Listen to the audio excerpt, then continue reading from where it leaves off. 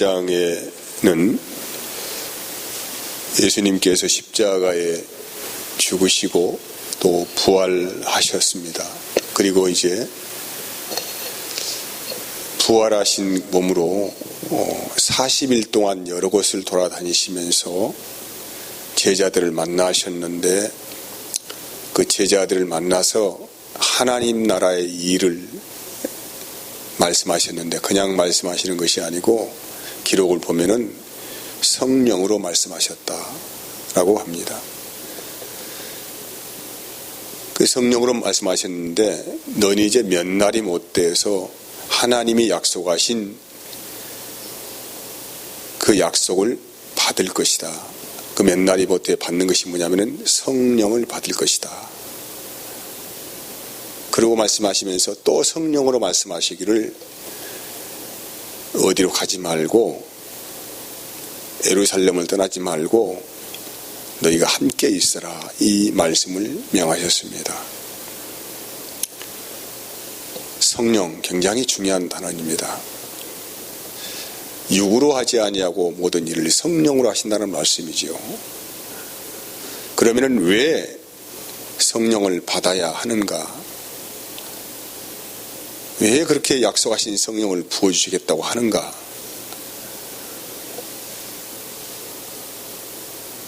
여러분, 하나님의 깊은 곳을 통달하시는 분은 누구이십니까?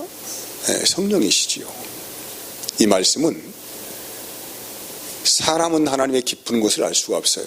다시 말하면은 하나님의 마음과 뜻과 그분의 의중을 우리는 알 수가 없다는 거예요.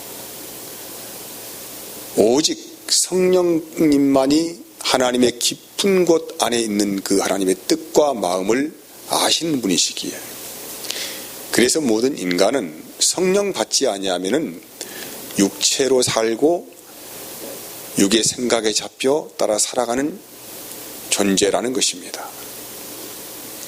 성령을 받아야 하나님의 뜻을 알고 그 의중을 알고 마음을 알기 때문에 그러는 거예요. 그래서 성령이 우리 안에 오셔서 행하시는 일은 바로 하나님의 그 마음이 어떤 것인가에 대해서 우리에게 가르쳐 주시는 것입니다. 하나님이 무엇을 원하시는가? 어떻게 살기를 원하시는가?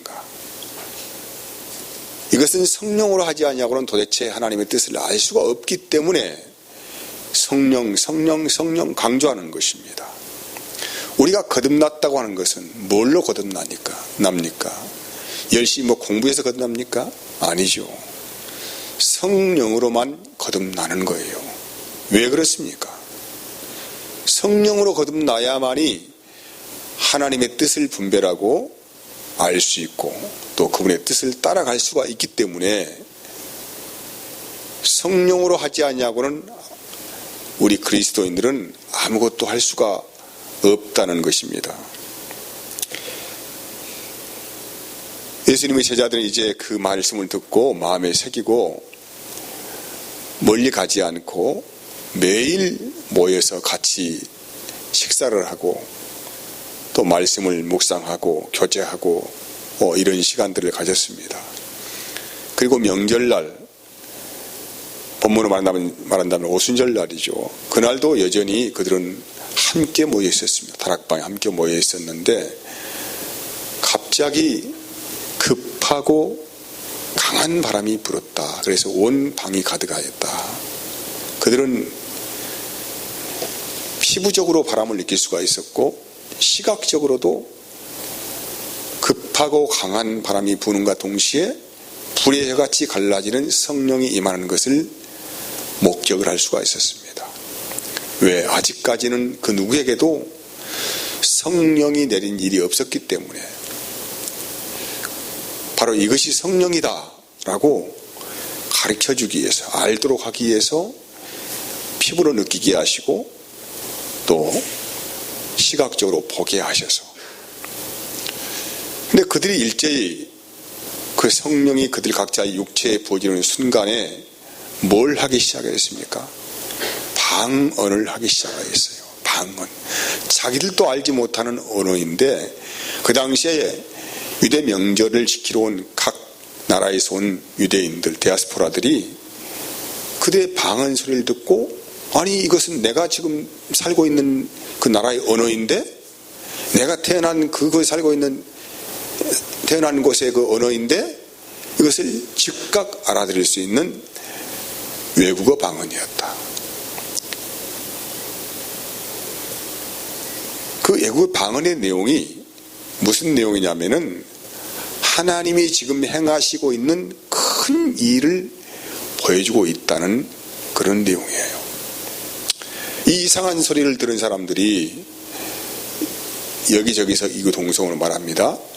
저들이 갑자기 미쳤나? 쇠 취했나 아침부터? 이렇게 하면서 조롱하기 시작을 했습니다. 그때 베드로 사도가 벌떡 일어나더니 너희가 지금 듣고 있는 이 이상한 방언은 하나님이 행하시는 큰 일이다. 이것은 이미 요엘 선지자를 통하여서 예언하신 말씀이 지금 이 현장에서 이루어지고 있는 사건을 너희들이 보고 있다.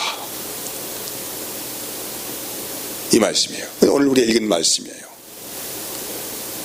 하나님의 영을 보여주겠다 이 말이죠.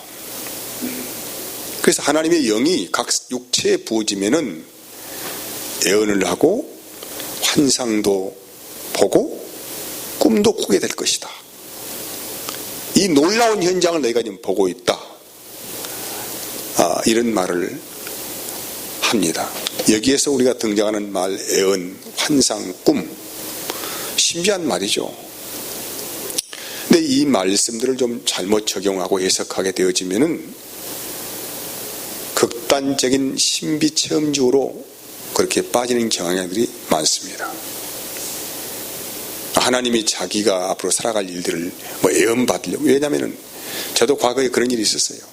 너무 인생이 안 풀리니까, 마음대로 안 되니까 어디 유명한 목사님 계신가 해서 그 예언받으러 가기도 했고, 그런 여러 가지 기억들이 제가 납니다. 아무튼지간에 여러분들은 누가 이런 이상한 말을 하면은 매우 조심하고 주의를 해야 합니다. 그러면 성경에서 말씀하시는 예언이나 환상이나 꿈이 무엇인가? 이것은 그 시대를 우리가 알아야 합니다. 과거에 이스라엘 역사 안에서 구약에 하나님이 보낸 선지자들이 외치는 말들이에요. 하나님은 시대마다 선지자들을 보내셔가지고 그 시대를 비판하게 했습니다. 왜 비판하게 했습니까? 백성들부터 시작해서 왕까지 다 전부 다 우상 숭배에 빠져 있어요. 아주 컴컴한 늪으로 걸어가는 그런 시대가 있었다는 것입니다. 하나님은 그때마다 선지자들을 보내가지고 회개를 외치도록 하였습니다.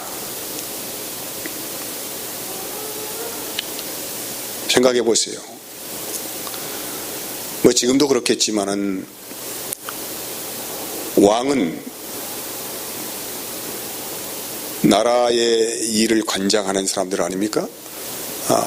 그런데 이제 백성들이 무엇을 요구하는가에 대해서 귀를 기울이는 거예요. 그럼 최대 관심사가 어디가 있겠습니까?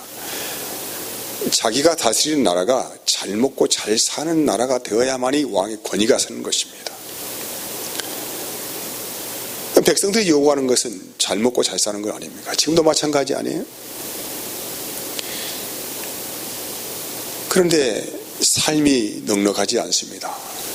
매일 이웃나라가 쳐들어오고 난리가 나고 이런 일들이 빈번했고, 그래서 너무 고달픈 거예요. 왜 그러면 이렇게 될 것인가 이래서. 그래서 그들이 급히 도입한 것이 우상 숭배였어요.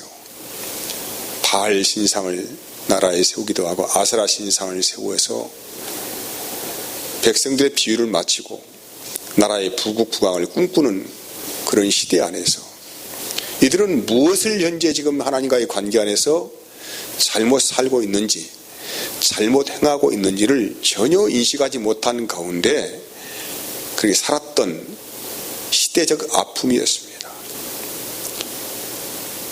그때마다 하나님께서 선지자를 보내가지고 아주 엄청나게 참 독서를 퍼붓게 하는 것이죠. 그래서 그들은 그런 이상한 말을 하는 선지자를 죽이기도 하고 감옥에 갇히기도 하고, 그런 가운데 선지자들은 회개만 외친 것이 아니고 머지않아 하나님께서 새로운 나라를 세우실 것이다. 그 하나님 나라를 직접 하나님이 세우시고 그 메시아가 이 세상을 통치하게 될 것이다. 이런 소망의 메시지를 전했는데, 바로 그 소망의 메시지가 여기에서 말씀하신 예언이고 꿈이고 환상입니다. 선지자가 볼 때는 그 시대는 암흑기였어요. 어떠한 빛도 보이지 않았습니다. 하지만은 이 암흑의 날이 지나가면은 하나님은 너희들을 고와 같이 버려두지 아니하시고 반드시 하나님이 직접 통치하시고 다스리는 그 나라가 오게 될 것이다. 이 소망의 메시지가 뭐냐면은 예언이고 환상이고 꿈입니다. 이사야서 11장 1절에서 2절까지 말씀 봅시다. 이새 줄기에서 한 싹이 나며 그 뿌리에서 한 가지가 나서 결실할 것이요, 그의 위에 여호와의 영 곧 지혜와 총명의 영이요 모략과 재능의 영이요 지식과 여호와를 경외하는 영이 강림하신다라고 해요. 누구를 말씀하고 있습니까? 잘 아시는 대로 예수 그리스도이십니다. 그 예수 그리스도가 오셔가지고 하나님의 나라를 세운다 이 말입니다. 그래서 이 암흑 같은 시대 안에서 그들은 소망의 줄기를 보았는데 바로 그것이 성경에서 말씀하는 예언이에요. 예언. 그 나라가 곧 도래할 것이다. 지금은 잠시 어두운 길을 간다고 할지라도 포기하지 말아라. 역시 에스겔 34장 37장 말씀 보면은 하나님께서 에스겔 선지자를 환상 가운데 인도를 하셔요. 그리고 이스라엘의 현 영적 죽음의 실체의 실상을 보게 하십니다. 죽음의 골짜기로 인도해서 사방에 널브러져 있는 마른 뼈다귀를 보게 하시는 거예요.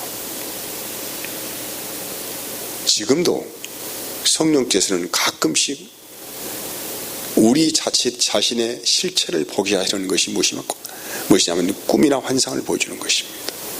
어떻게? 너희의 현재 상태가 영적 죽음의 상태다. 마른 뼈다귀와 같다. 그러니 어서 내 품으로 돌아오너라.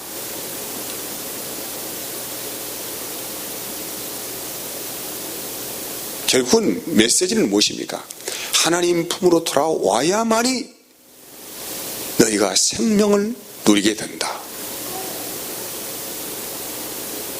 하나님 품으로 돌아오도록 하기 위해서 때로는 하나님께서 여러 가지 관계적 안에서 어떤 꿈을 꾸게 하시고 나의 영적 실체를 보게 하시는 경우도 있다는 것입니다. 여기 주의할 것은 내가 원하는 것을 하나님께서 주시기 위해서 뭔가 보여주라고 주시는 것이 아니고 하나님의 관심은 오직 우리의 생명이 하나님의 은혜로 들어오는 것이 소망입니다. 이제 에스겔 선지자에게 말합니다. 내 말을 대언하라고 합니다. 에스겔 선지자가 하나님의 말씀을 대언을 하니까 어떤 일이 일어났습니까? 사방에 흩어져 있는 그 메말라 비틀어진 뼈들이 갑자기 힘줄이 돋기 시작을 하고 살이 붙기 시작하고 가죽이 덮이고 생기가 돌기 시작하여서 이제 살아났습니다. 그리고 큰 군대가 되었다라고 그렇게 말씀하고 있어요. 사람은 하나님의 영이 우리의 심령에 충만해져야만이 하나님의 군대로 살아갈 수가 있다는 것입니다. 그의 생명의 줄기고 능력이에요. 오늘 본문의 메시지가 어떤 메시지입니까? 그날에 어떤 날입니까? 성령이 임하는 날이에요. 우리에게 성령이 임하는 날이에요. 각 육체가 된 사람들이죠. 육체가 됐다는 것은 자기 마음과 생각으로 살아가는 사람들을 육체가 된 사람이라고 합니다. 육신의 생각에 잡혀있는 사람이에요. 육체가 된 사람들에게 하나님의 영을 부어주겠다 이 말이에요. 하나님의 영을 주어야 돼. 그리고 그 현장을 현재 지금 이 육체가 된 사람들에게 지금 성령이 임하여서 뭘 하게 합니까? 하나님이 행하신 큰 일을 지금 방언으로 말하게 하신 거예요. 그들이 직접 자기 입을 통하여서 확인하게 하는 것입니다. 이것이 뭐냐면은 예언, 그 예언이 지금 이루어지고 있는 현장이죠. 그 구약 선지자들이 외쳤던 환상의 실체가 현재 지금 그 현장에서 똑똑히 재현되고 있는 거예요. 그 꿈들이 재현되고 있는 것입니다. 그리고 20절에서 21절 말씀에 보면 주의 크고 영화로운 날이 이르기 전에 해가 변하여 어두워지고 달이 변하여 피가 되리라. 21절에는 누구든지 주의 이름을 부르는 자는 구원을 얻게 된다고 해요. 지금은 여러분 급박한 시대를 우리가 살아가고 있어요. 마지막 때가 임박한 시점에 와 있습니다. 우리가 뭐 일상 살아가니까 별것 아닌 것 같지만은 세상은 아주 급하게 마지막 때를 향하여서 질주를 하고 있는 거예요. 근데 그 크고 영화로운 날이 이르기 전에 이제 해가 변하고 어두워집니다. 더 이상 해가 없어. 아무것도 볼 수 없어요. 점점 어둠이 깊이 장악해져 갑니다. 점점 깊어져 가는 거예요. 사랑하는 여러분, 우리는 지금 그런 시대를 살아가고 있어요. 갈수록 마음이 흉흉해져 갑니다. 야박해져 갑니다. 사랑이 식어져 갑니다. 무정해져 갑니다. 살아가 원통해합니다. 아무런 빛이 없다는 거예요. 점점 어두워지는 거예요. 달이 변하여 피가 됩니다. 이런 급박하게 지나가는 시대에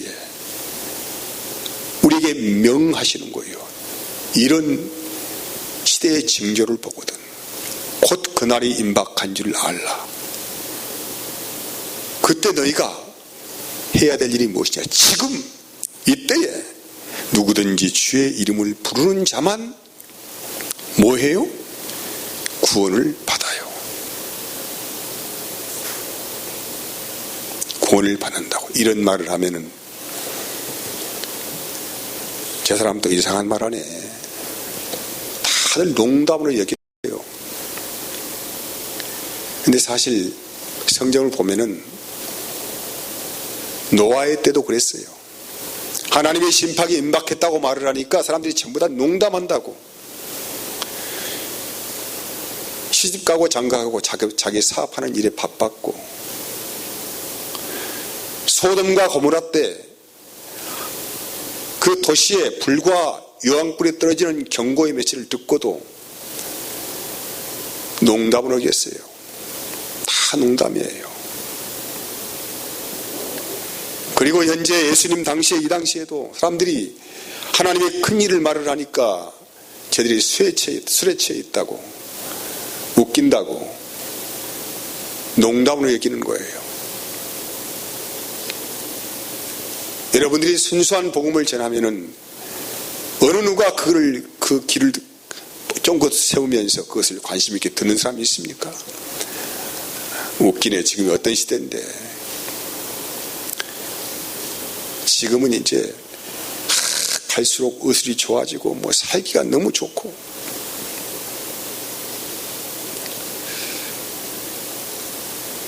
요즘에 AI 시대라고. AI 시대. 이제 사람들이 웬만한 질병은 다 앞으로 고친대요.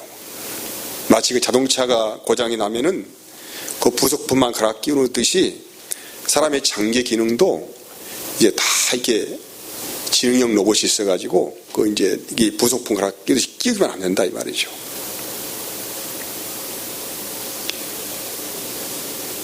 그리고 이게 지능형 칩을 이 사람 몸에다 이렇게 쭉 심어가지고 미리 이 안에서 곳이 다 돌아다니며 진단하고 체크하고 이렇게 해서 미리 치료하고 이렇게 해서 사람은 죽지 않는다. 영생한다. 자기가 일부러 죽음을 택하지 않는 이상은 죽고 싶어도 안 죽는다. 이제 그런 시대가 곧 도래한다고 과학자들이 그렇게 말을 해요.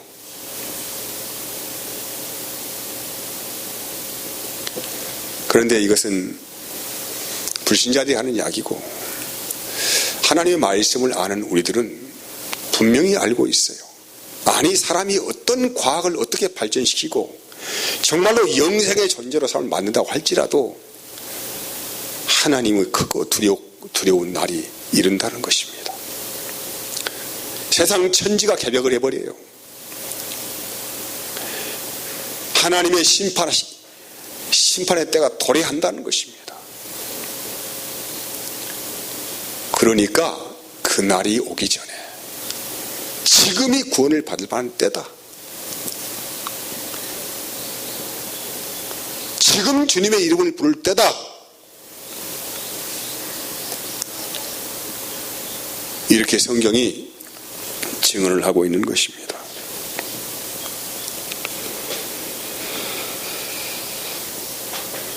성경 말씀 보면은, 잠언서에 보면은 사람이 지혜로운 사람들은 항상 그 마음이 어디에 있다는 거예요? 초상집에 있어요. 이게 미련한 인생은 항상 잔치집에 그 마음이 가 있고, 지혜로운 사람들은 초상집에 가 있다. 왜 그렇습니까? 사람은 반드시 한번 죽으니까. 죽음을 미리미리 예비하지 아니한다고 한다면은 어떻게, 무엇을 우리가 보장할 수가 있습니까? 성경은 말을 합니다. 반드시 죽음이 온다. 이것은 개인적인 죽음도 죽음이 아니라 하나님의 심판을 말씀하고 있습니다. 그리고 믿지 않는 자는 불구덩이로, 믿는 자는 영생으로 들어간다라고 그렇게 말씀하고 있어요. 여러분, 사람은 일생 동안 죽음의 종로를 타다가 죽음의 하수인 되어서 살다가 결국은 죽음의 삼키운 바 되어서 흙으로 들어갑니다. 이것이 인생의 결말이에요. 본문에서는 말해요. 영생을 주기 위해서는 하시는 일이 뭐냐면은 하나님께서 우리 각 사람에게 성령을 부어주시겠다 이 말이에요.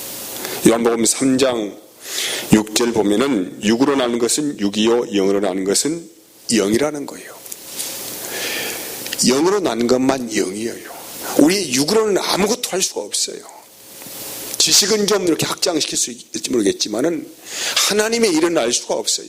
영으로 난 사람만 하나님의 일을 알아듣는 기가 있다 이 말이에요. 로마서 8장 5절도 육신을 따르는 자는 육신의 일을, 영을 따르는 자는 영의 일만 생각을 합니다. 영의 일이 무슨 일입니까? 하나님의 일이죠. 그 나라의 일을 영의 일이라고 합니다. 이게 육신을 따르는 자는 육의 일만 항상 머리에 골마하고 살고 있고, 영을 따르는 자는 영의 일만 생각한다, 이 말이에요. 결론은 뭡니까? 성령으로 태어난 사람만 늘 영의 일을 생각하며 산다, 이런 결론에 도달할 수가 있어요. 여러분, 우리가 그리스도인 된 사람들은 세상을 살아가면서 해야 할 일이 있습니다. 우리는 주님이 성령을 통하여 들려주시고 보여주시고 주신 애언과 환상과 꿈을 듣고 보고 똑똑히 알고 있습니다. 우리는 똑똑히 알고 있어요. 그렇게 구약의 선지자들이 애타게 하면서 가슴 아파하면서 하나님의 나라가 더 도래할 것이다, 그 꿈과 환상을 때로는 그 선지자를 통해 보게 하시고 이사의 현실을 보게 하시는 그 이유는 무엇입니까? 바로 우리 육체에 뭘 한다고요? 성령을 부어주시오 위한 것입니다. 성령이 임하면은 어쩝니까? 우리는 애언하게 됩니다. 환상을 보게 됩니다. 꿈을 꾸게 됩니다. 그리고 그 나라가 어떤 나라인지를 비로소 분명히 알게 된다는 거예요. 그럼 우리가 이제 그리스도인들은, 성령 받은 사람들은 이 해야 할 가장 소중한 일이 무엇이겠습니까? 본문에서는 어떻게 표현하냐면은 성령이 각 사람에게 임할 때에 얼마나 급박하든지 급하고 강한 바람이 임했다. 이 말 무슨 말씀인지 아십니까? 시대가 너무 빠르다 이 말이에요. 이제 아주 급박한 지금 상황의 변이로 돌아가고 있다. 영적 세계를 지금 보여주고 있어요. 급하고 강한 바람이 불었다는 것은 그냥 성령이 임하면 되는데 왜 급하고 강한 바람이 붑니까? 그만큼 이제 이 시대가 마지막 분기점을 향하여서 거의 다가왔다. 우리 주위를 보더라도, 자연 생태계를 보더라도, 민심을 보더라도 여러분, 시대가 어떻게 우리에게 고발하고 있습니까? 어떻게 고발하고 있습니까? 우리가 지금은 울 때라고 생각을 합니다. 우리의 사랑하는 가족을 위해서 울고, 일가 친척을 위해서 울고, 내 이웃을 위해서 울고, 내 친구를 위해서 울고. 다만 우리 마음에 이런 울음이 그쳐버렸고 깡깡 말라가지고 말라서 도대체 영혼을 보고도 울음이 나오지 않는 우리의 이 비통한 가슴을 우리가 한 주간 하나님께 호소하면서 나에게도 성령의 단비를 촉촉히 부어달라고, 나에게도 주님의 마음을 부어달라고 그렇게 기도하지 않으면 우리는 도대체 은혜를 받을 수가 없습니다. 우리 한 주간 이 교회 안에서 정말로 성령이 임한 가슴을 가지고 주님의 마음이 되어서 영혼들을 가슴에 품고 그들을 위하여 우는 그런 한 주간이 되었으면 너무나도 좋겠습니다. 자, 기도하겠습니다. 하나님 감사합니다. 은혜